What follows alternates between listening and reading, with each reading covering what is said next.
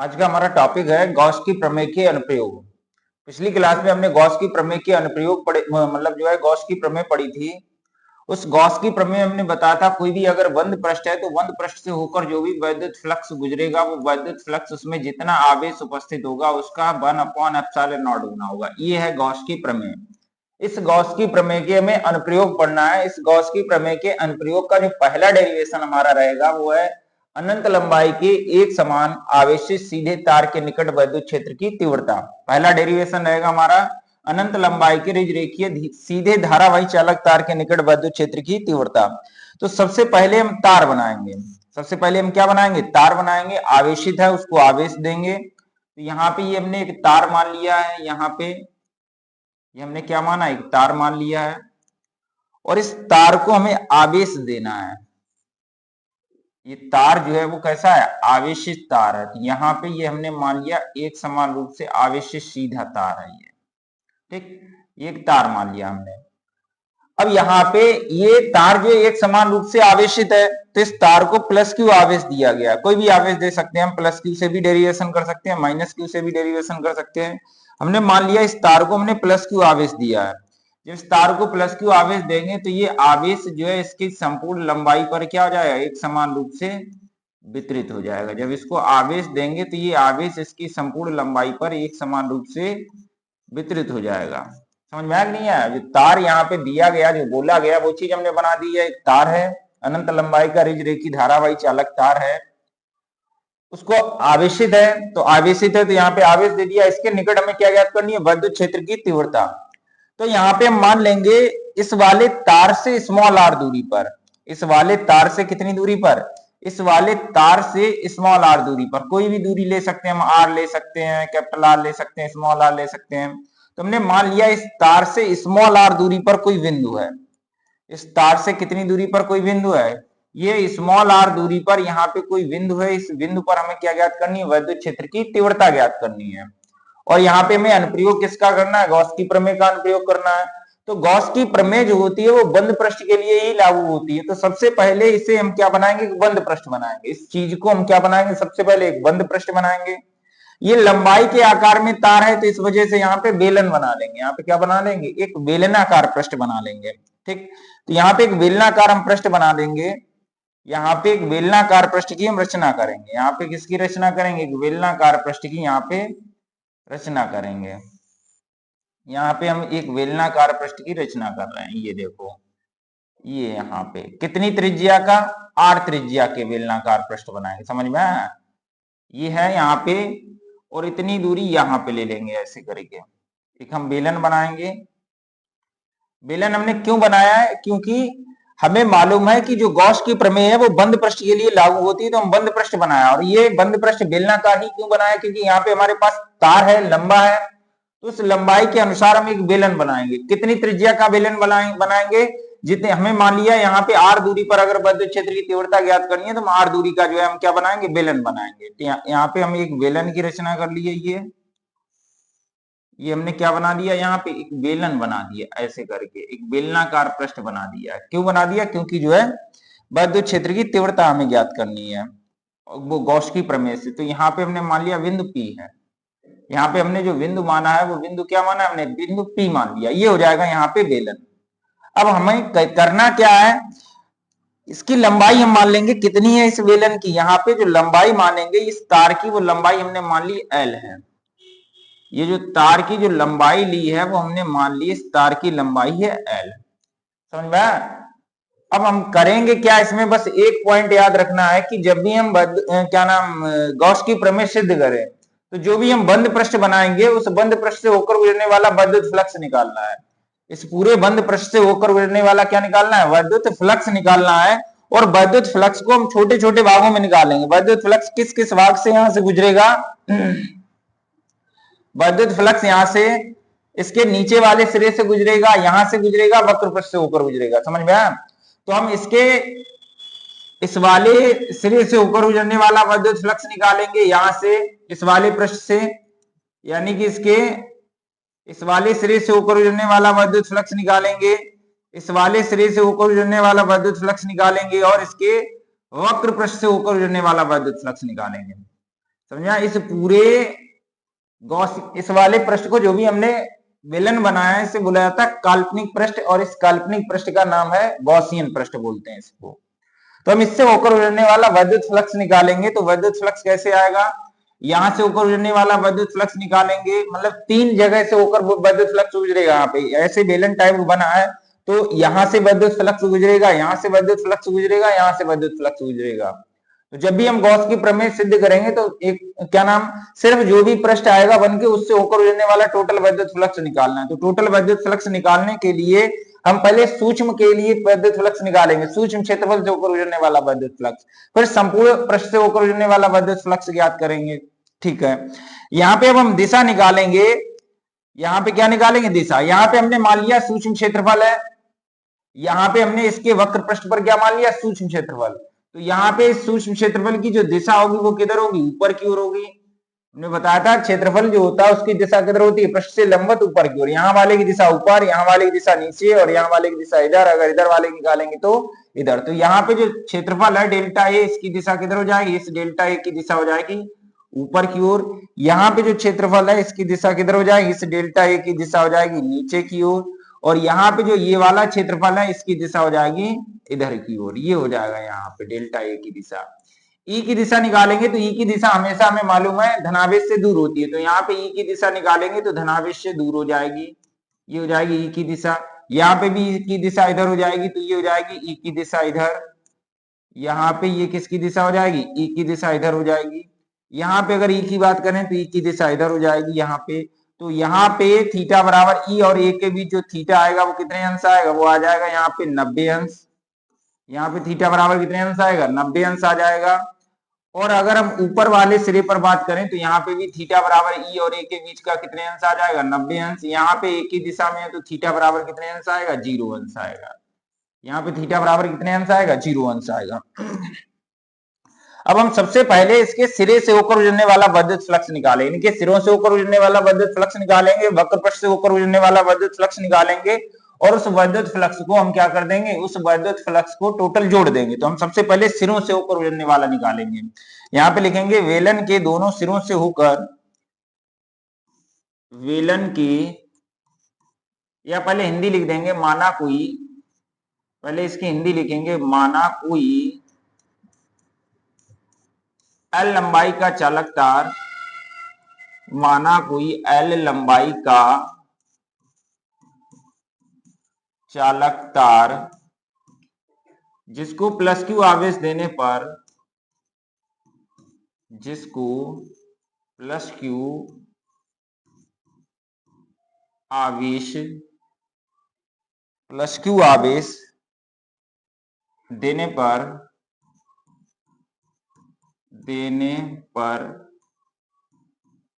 यह आवेश, plus Q आवेश देने पर यह आवेश इसकी संपूर्ण लंबाई पर, इसकी संपूर्ण लंबाई पर एक समान रूप से वितरित हो जाता है, वितरित हो जाता है। इससे स्मॉल आर दूरी पर, इससे स्मॉल आर दूरी पर स्थित बिंदु P पर, स्थित बिंदु P पर हमें वैद्युत क्षेत्र की तीव्रता ज्ञात करनी है।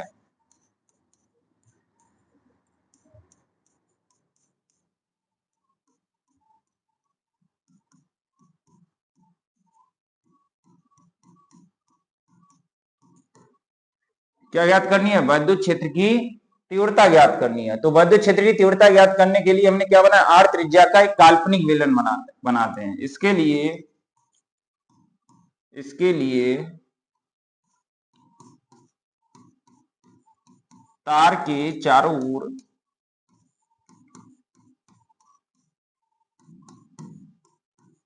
एक आर त्रिज्या का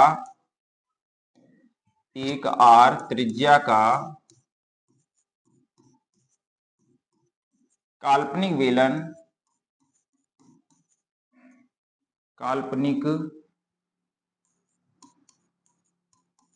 वेलन बनाते हैं। क्या चीज बनाते हैं? काल्पनिक वेलन बनाते हैं, जिसे गॉसियन पृष्ठ कहते हैं, जिसे गॉसियन पृष्ठ कहते हैं। जिसे कौन सा पृष्ठ कहते हैं? गॉसियन पृष्ठ कहते हैं। अब यही चीज हमने बनाई, माना कोई लंबाई का चालक तार है, जिसको प्लस क्यू आवेश देने पर ये आवेश इसकी संपूर्ण लंबाई पर क्या हो गया? एक समान रूप से वितरित हो गया। इस तार से स्मॉल आर दूरी पर स्थित बिंदु पी पर हमें क्या ज्ञात करनी है? विद्युत क्षेत्र की तीव्रता ज्ञात करनी है। इसके लिए बिंदु पी के चारों ओर हमने क्या किया? इसके लिए हमने एक आर त्रिज्या का काल्पनिक वेलन खींचा है, जिसे क्या बुलाया जाता है? जिसे बुलाया जाता है गॉसियन पृष्ठ। अब यही चीज लिखेंगे, दोनों सिरों से होकर गुजरने वाला विद्युत फ्लक्स, वक्र पृष्ठ से होकर गुजरने वाला विद्युत फ्लक्स, टोटल विद्युत फ्लक्स निकालेंगे और गॉस की प्रमेय का वहां पे अनुप्रयोग कर देंगे। बस यही लिखना है। लिख देंगे यहाँ पे अतः वेलन के, पहले सिरों से होकर निकालें, अतः वेलन के दोनों सिरों से, वेलन के दोनों सिरों से होकर गुजरने वाला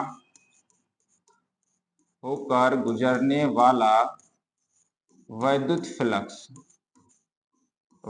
फ्लक्स कहां से होकर गुजरने वाला विद्युत फ्लक्स? वेलन के दोनों सिरों से होकर गुजरने वाला विद्युत फ्लक्स।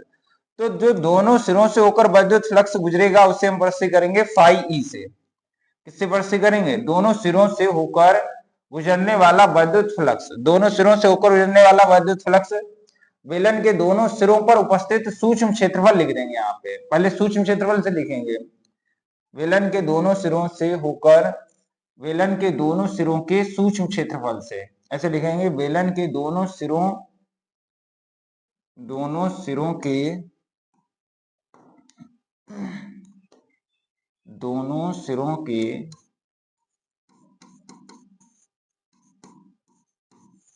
सूक्ष्म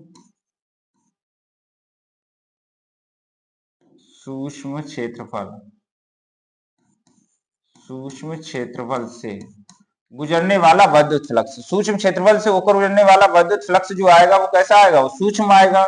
विद्युत फ्लक्स को फाई ई से प्रस्तुत करेंगे, और यहाँ पे जब सूक्ष्म क्षेत्रफल से निकाल रहे हैं तो क्या आएगा? Delta phi E. ठीक है, सिरों वाला हम निकालेंगे E1 से, वक्र पृष्ठ वाला हम लिख देंगे यहाँ पे डेल्टा फाई E2 लिख देंगे। तो यहाँ पे क्या आएगा? यहाँ पे आ जाएगा डेल्टा फाई E1 बराबर क्या होता है? E, यहाँ पे क्या होता है? विद्युत फ्लक्स का फॉर्मूला हमने बताया था, E डॉट डेल्टा ए। एक सिरे से इतना गुजरेगा, हम कितने सिरों से निकाल रहे हैं? दोनों सिरों से। तो यहाँ पे दो का गुणा हो जाएगा, डेल्टा फाई E1 बराबर क्या है? E dot delta A. तो यही चीज यहाँ पे लिखेंगे, तो यहाँ पे क्या जाएगा? डेल्टा फाई E1 बराबर कितना हो जाएगा? यहाँ पे 2E डेल्टा ए, डॉट हटेगा तो क्या आएगा? cos theta. सिरों पर जो थीटा बराबर है वो कितना अंश है? 90 अंश है। यहाँ पे मान रखेंगे तो कितना आ जाएगा? यहाँ पे डेल्टा फाई E1 बराबर क्या हो जाएगा? डेल्टा फाई E1 बराबर हो जाएगा 2E डेल्टा ए, और यहाँ पे क्या आ जाएगा? cos 90। कितना हो जाएगा? यहाँ पे cos 90, और cos 90 का जो मान रखेंगे वो होता है 0। cos 90 का जो मान है वो क्या है? 0। तो ये 0 हो जाएगा पूरा, cos 90 0, 0 का इसमें गुणा करेंगे तो क्या आ जाएगा? डेल्टा फाई E1 बराबर क्या आ जाएगा? डेल्टा फाई E1 बराबर हो जाएगा 0। यानी कि सूक्ष्म क्षेत्रफल से होकर गुजरने वाला जो भी विद्युत फ्लक्स आया वो कितना आया? 0 आया। कितना आ गया? यहाँ पे 0। यहाँ पे लिखेंगे, अतः जब सूक्ष्म से 0 गुजर रहा है तो सिरों से के संपूर्ण क्षेत्रफल से होकर गुजरने वाला विद्युत फ्लक्स भी क्या होगा? 0। तो यहाँ पे लिखेंगे, अतः दोनों सिरों से होकर गुजरने वाला कुल विद्युत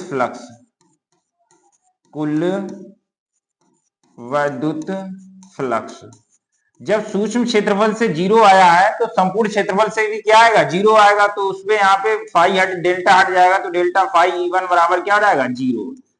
डेल्टा हट जाएगा, यहाँ पे क्या हो जाएगा, फाई E1 बराबर कितना हो जाएगा, 0। ये तो आया निकल के उसके वक्र पृष्ठ से होकर गुजरने वाला वैद्युत फ्लक्स। अब हम निकालेंगे यहाँ पे वो, ये तो आया उसके सिरों से होकर गुजरने वाला वैद्युत फ्लक्स। हम निकालेंगे बेलन के वक्र पृष्ठ से होकर गुजरने वाला वैद्युत फ्लक्स। तो यहाँ पे लिखेंगे अतः बेलन के, अब दोबारा नंबर हम क्या निकालेंगे, अतः बेलन के वक्र पृष्ठ पर उपस्थित सूक्ष्म क्षेत्रफल, वक्र पृष्ठ पर उपस्थित सूक्ष्म क्षेत्रफल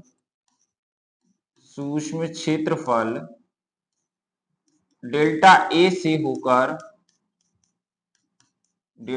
से होकर गुजरने वाला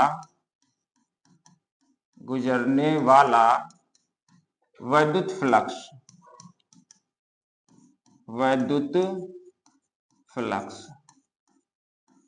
वो हमने किसके कारण निकाला था, सिरों से होकर गुजरने वाला वैद्युत फ्लक्स। अब हम किससे निकाल रहे हैं, उसके जो है वक्र पृष्ठ पर उपस्थित सूक्ष्म क्षेत्रफल। तो सबसे पहले हम सूक्ष्म के कार्य निकाल रहे हैं, तो सूक्ष्म के कार्य जो निकालेंगे वो क्या हो जाएगा, डेल्टा फाई ई, और दूसरा यहाँ पे वो हमने E1 लिखा था, ये क्या लिख देंगे, डेल्टा फाई E2। और यहाँ पे भी वही फार्मूला लगेगा, ई डॉट डेल्टा ए। कौन सा फार्मूला लगेगा, ई डॉट डेल्टा ए। यहाँ पे भी डॉट हटाएंगे तो क्या आएगा, कॉस थीटा। तो यहाँ पे आ जाएगा डेल्टा फाई E2 बराबर, यहाँ पे जाएगा ई डेल्टा हट जाएगा, ई डेल्टा वो ई डॉट हट जाएगा डेल्टा ए, और यहाँ पे क्या जाएगा, कॉस थीटा।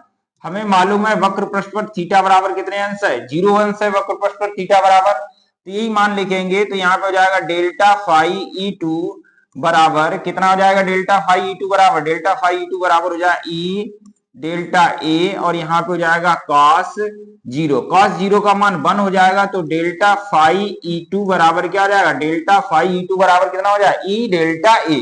यहाँ पे हो जाएगा ई डेल्टा ए। ये हो जाएगा वक्र पृष्ठ के सूक्ष्म क्षेत्रफल से होकर गुजरने वाला वैद्युत फ्लक्स। अब संपूर्ण क्षेत्रफल से होकर गुजरने वाला वैद्युत फ्लक्स जब भी हम निकालेंगे तो जो सूक्ष्म के कारण आया उसका समाकलन कर देंगे।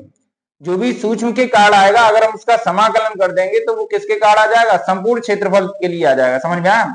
पिछले वाले में हमने समाकलन क्यों नहीं किया था, क्योंकि वहां पे सूक्ष्म के कारण 0 आया था, और 0 का अगर हम समाकलन करेंगे तो भी क्या आएगा, 0 आएगा। इस वजह से वहां पे हमने मान क्या लिख दिया था, डायरेक्ट लिख दिया था। यहाँ पे ये आया है सूक्ष्म के कारण, अगर हम संपूर्ण के कारण लिखेंगे यहाँ पे तो संपूर्ण के कारण आएगा, तो इसका क्या कर दिया जाएगा, समाकलन कर दिया जाएगा। तो यही लिख देंगे यहाँ पे, अतः संपूर्ण वक्र पृष्ठ से होकर, अतः संपूर्ण वक्र पृष्ठ से होकर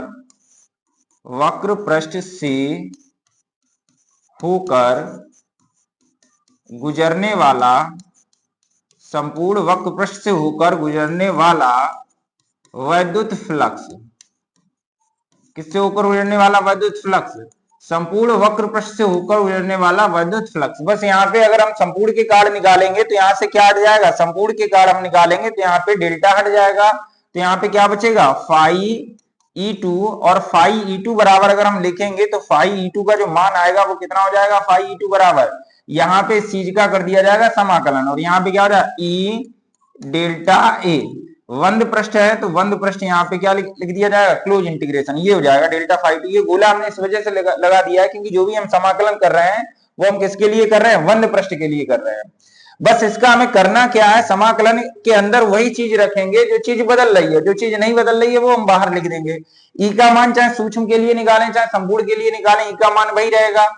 सिर्फ अगर हम सूक्ष्म के लिए निकाल रहे हैं तो वहां पे ई का मान कम था, संपूर्ण के लिए निकालेंगे वो, जब सूक्ष्म के लिए निकाल रहे हैं तो ए का मान हम कम ले रहे थे, संपूर्ण के लिए निकालेंगे तो पूरा क्षेत्रफल लेंगे।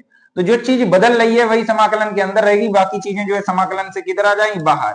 यहाँ पे ए का मान बदल रहा है तो समाकलन के अंदर सिर्फ ए रहेगा, बाकी चीज किधर आ जाएगी, समाकलन के बाहर। तो यहाँ पे हो जाएगा फाई E2 बराबर क्या आ जाएगा, ई आ जाएगा बाहर, समाकलन यहाँ पे लग जाएगा, और यहाँ पे क्या आ जाएगा, डेल्टा ए। इसका मतलब है close integration of delta A, इसका मतलब है समाकलन आगे लगा है। डेल्टा ए का मतलब क्या है, सूक्ष्म क्षेत्रफल, और अगर ये समाकलन लगा है इसका मतलब जो है ये संपूर्ण क्षेत्रफल। इस पूरे का मतलब क्या है, इस पूरे का मतलब है संपूर्ण क्षेत्रफल, और संपूर्ण क्षेत्रफल जो है वो किससे प्रस्तुत करेंगे, ई से। किससे प्रस्तुत करेंगे, ये जो है डेल्टा ए का मान, इसका मतलब है कि पूरा क्षेत्रफल, और पूरा क्षेत्रफल किससे प्रस्तुत करते हैं, ए से। और जो विलन का वक्र पृष्ठ होता है वो होता है 2 पाई आर एच। कितना होता है, 2 पाई आर एच। यहाँ पे 2 पाई आर एच की जगह पे लिया जाएगा 2 पाई आर एल। यहाँ पे उसकी जो लंबाई है वो एच ना लेके वो कितनी है, एल है वेलन की, तो यहाँ पे क्या आ जाएगा 2 पाई आर एल। ये वाला मान यहाँ पे लिख देंगे तो फाई ई टू बराबर कितना हो जाएगा, फाई ई टू का मान हो जाएगा ई, और इंटू इस वाले की जगह पे क्या हो जाएगा 2 पाई आर एल। इसकी जगह पे क्या हो जाएगा 2 पाई आर एल। ये आ जाएगा उसके वक्र पृष्ठ से होकर गुजरने वाला विद्युत फ्लक्स। वो वाला विद्युत फ्लक्स किससे होकर गुजरने वाला आया था, वो विद्युत फ्लक्स आया था उसके बेलन के सिरों से होकर गुजरने वाला विद्युत फ्लक्स। अब हम लिखेंगे संपूर्ण बेलन से होकर गुजरने वाला विद्युत फ्लक्स। यहां पे लिखेंगे अतः संपूर्ण बेलन से होकर, अतः संपूर्ण बेलन से होकर, संपूर्ण वेलन से होकर, संपूर्ण वेलन से होकर गुजरने वाला, गुजरने वाला कुल वैद्युत फ्लक्स, कुल वैद्युत फ्लक्स किससे होकर गुजरने वाला, संपूर्ण वेलन से होकर गुजरने वाला जो वैद्युत फ्लक्स निकालेंगे वो क्या हो जाएगा, फाई ई। कितना आएगा वो, फाई ई, और फाई ई बराबर लिखेंगे तो फाई ई बराबर क्या हो जाएगा, फाई ई वन प्लस का क्या हो जाएगा, फाई ई टू। फाई का मान क्या आएगा, फाई ई वन प्लस का क्या हो जाएगा, फाई ई टू। अब फाई ई वन और फाई ई टू का मान रखेंगे तब फाई ई बराबर क्या हो जाएगा, फाई ई बराबर, फाई ई वन का मान 0 आया था, फाई ई टू का मान ये है ई इंटू क्या आया था 2 पाई आर एल। तो यहां से जो ई का मान आएगा वो ई बराबर क्या, वो यहां से अगर हम मान लिखेंगे तो फाई ई बराबर कितना आ जाएगा, फाई ई बराबर हो जाएगा 2 पाई आर एल और इंटू क्या आया ई, 2 पाई आर एल इंटू ई, या ई इंटू क्या लिखा है, ई इंटू लिखा है यहाँ पे 2 पाई आर एल, ये आया है। अब यहाँ पे हम गॉस की प्रमेय का अनुप्रयोग कर देंगे। यहाँ पे किसका अनुप्रयोग कर देंगे, गॉस की प्रमेय से। तो ये लिख देंगे यहाँ पे गॉस की प्रमेय से। यहाँ पे क्या लिखेंगे, गॉस की प्रमेय से, गॉस की प्रमेय। गॉस की प्रमेय क्या होती है, फाई ई बराबर होता है Q upon epsilon not. Gauss की प्रमेय से, गॉस की प्रमेय से यहाँ पे फाई ई का मान रखेंगे तो फाई ई का मान क्या आ जाएगा, फाई ई का मान हो जाएगा यहाँ पे क्यू अपॉन एप्सिलॉन नॉट। इस फाई ई की जगह पे, यहाँ पे इस फाई ई की जगह पे क्या हो जाएगा, क्यू अपॉन एप्सिलॉन नॉट। बाकी मान यहाँ पे रख देंगे यही चीजें, तो यहाँ पे क्या हो जाएगा ई, ये लिख दिया ई, और इंटू क्या लिखा है 2 पाई आर एल। ई इंटू क्या रहेगा 2 पाई आर एल। मान हमें ई का निकालना है तो ई एक तरफ रखो, बाकी सब चीजें इधर ले आओ। तो हमें जब ई का मान निकालना है तो ई एक साइड रखो, ई एक साइड रखो, ई हमने बस उसी तरफ रखा है। ये 2 पाई आर एल उधर गुणा में इधर आएगा, क्या हो जाएगा, भाग हो जाएगा। यहाँ पे क्या हो जाएगा, भाग हो जाएगा। तो यहाँ से अगर हम ई निकालेंगे तो ई बराबर कितना हो जाएगा, यहाँ पे हो जाएगा 1 अपॉन 2 पाई एप्सिलॉन नॉट। कितना आएगा, 1 अपॉन 2 पाई एप्सिलॉन नॉट। यहाँ पे हो जाएगा q upon r into l, q upon q. देखो इधर, यहां से अगर ई इधर रखेंगे तो ये इधर आ जाएगा 1 अपॉन 2 पाई एप्सिलॉन नॉट में गुणा हो गया, 2 पाई का एप्सिलॉन नॉट में गुणा हो गया।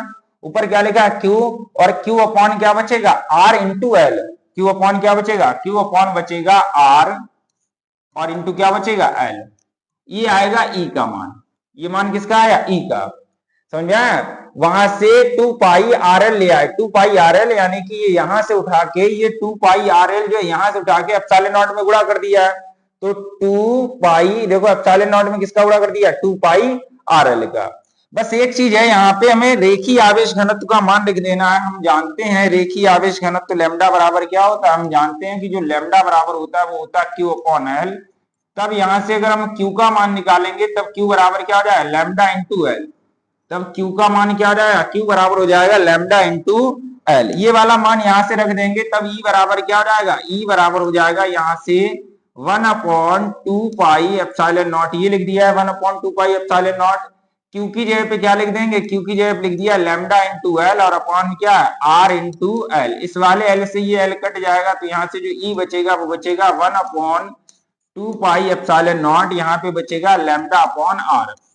ये आ जाएगा यहाँ पे क्या नाम, आवेशित तार के निकट विद्युत क्षेत्र की तीव्रता। तो आवेशित तार के निकट जो भी विद्युत क्षेत्र की तीव्रता आएगी, ई बराबर क्या आएगी, 1/2 pi epsilon nought lambda upon r. अब यहाँ पे 1/2 पाई एप्सिलॉन नॉट का मान हम नहीं जानते हैं, हम जानते हैं 1/4 पाई एप्सिलॉन नॉट का मान होता है 9 × 10⁹ तो यहाँ पे अगर हम 4 पाई एप्सिलॉन नॉट बनाए तो यहाँ पे 2 का गुणा करना होगा, तो हमने 2 का नीचे गुणा कर दिया, 2 का ऊपर गुणा कर दिया, 2 का नीचे 2 का गुणा ऊपर। तो यहाँ पे क्या हो जाएगा 1/4 पाई एप्सिलॉन नॉट नीचे हो जाएगा, ऊपर क्या हो जाएगा 2 लैम्डा अपॉन आर। ऊपर कितना हो जाएगा 2 लैम्डा अपॉन आर।